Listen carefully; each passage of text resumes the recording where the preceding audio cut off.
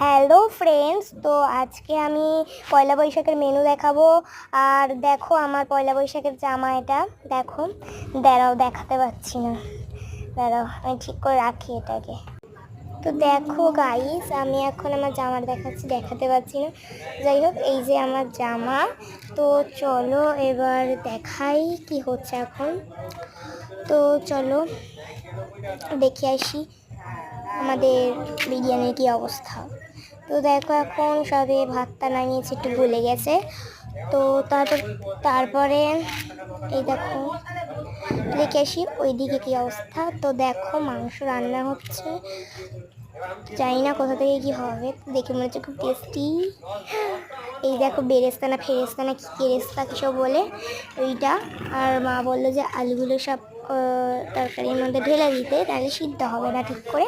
তো তাই জন্য আমি ঢেলে দিচ্ছি, ঠিক আছে হাতের মতো। যাই হোক, তো গন্ধ সব খুব ভালো মনে হচ্ছে, আজকে আমরা পেট পুড়ে খাবো। তো তারপরে বাবা বলছে একটা ক্যাম্পা কোলা দেবে। চলো যাই হোক, আমি এখন দিয়ে দিই। ও হাতে ছিটকালো রে। তো আমি এখন চলে এসেছি, দেওয়া হয়ে গেছে। তো চলো দেখো।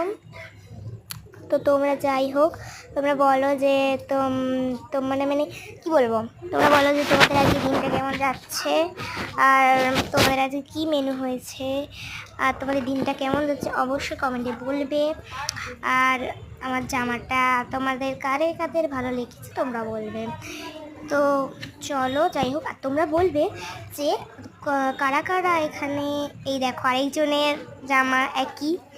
তো এই যে এটা আমার জামাটা একটু বড়, যাই হোক দাগ লেগে গেছে আমার জামায়।